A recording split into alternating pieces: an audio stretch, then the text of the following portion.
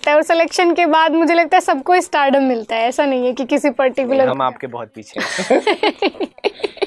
ऐसा तो नहीं है, लेकिन वो ठीक है, वो शुरू शुरू में ठीक लगता है, उसके बाद थोड़ा सा हो जाता है कि आप कहीं भी जा रहे हैं, किसी से भी मिल रहे हैं, हर जगह लोग, तो थोड़ा सा लगता है बस। कितनी सेल्फीज दे दी अभी तक दिव्या? अब गिनती तो नहीं की। अच्छा चलिए, एक रैपिड फायर राउंड है हमारा, ठीक है? तो उसमें मैं आपसे सवाल पूछूंगा और आपको कम शब्दों में जवाब देना।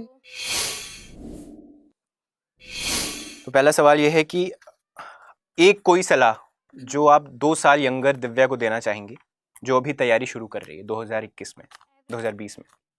मैं यही सलाह दूंगी कि अपने आप पे भरोसा रखो, हो जाएगा। तो ये सलाह मतलब कहीं से तो निकल के आ रहा है, तो कहीं ऐसा था कि आपके तैयारी के दौरान काफी सेल्फ डाउट होता था? हाँ, मतलब वो होता ही है, मुझे लगता है हर मतलब स्टूडेंट को होता होगा शायद। एक वो स्टेज आता है जब आपको डिमोटिवेटेड फील होता है कि शायद सब कर रहे हैं, हम नहीं कर पा रहे। तो मुझे लगता है कि उससे घबराना नहीं है, मतलब आप अपने आप पे भरोसा रखिए, अपनी मेहनत पे भरोसा रखिए।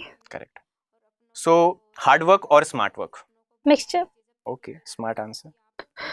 अगर दिव्या तंवर की लाइफ पे एक मूवी बनती है तो आप क्या चाहेंगे? कौन सी एक्ट्रेस? ऐसा तो नहीं होगा। मतलब चलिए, आप अगर बनती है तो आप किस एक्ट्रेस को चाहेंगी कि वो आपका रोल प्ले करे?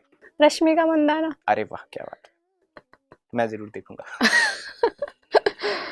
और अगर आप समय में वापस जा सके तो कोई एक ऐसी चीज अपनी प्रिपरेशन में जो आप बदलना चाहेंगी? मतलब इसके लिए मुझे लगता है कि शायद थोड़ा और मेहनत, थोड़ा सोने का टाइम कम करके और थोड़ा और मेहनत। तो दिव्या तंवर ज्यादा सोती हैं? यस। ठीक है।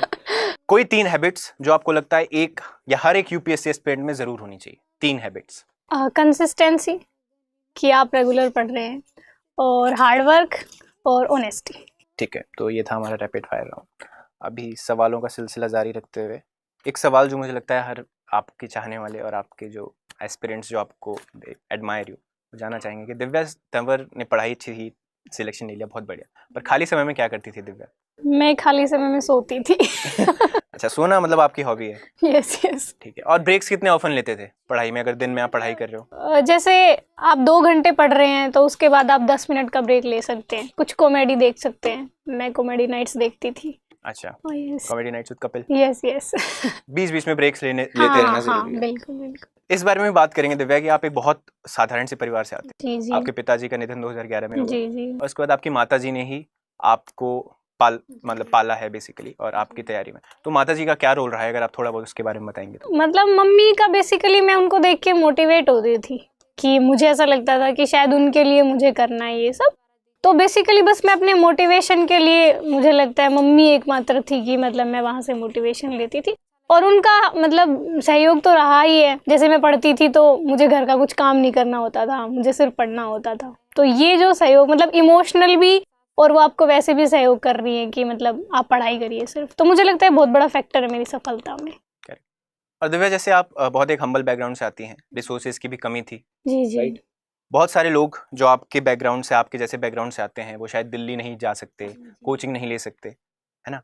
तो उनके लिए आपका क्या मैसेज होगा कि आपने इन सारे इस बैकग्राउंड की वजह के बावजूद भी आपने फर्स्ट अटेम्प्ट में सिलेक्शन लिया है? मुझे बस यही लगता है कि देखिए, आप अपने पेरेंट्स को ये फील करवाइए कि आप उनके लिए कुछ बेहतर कर सकते हैं।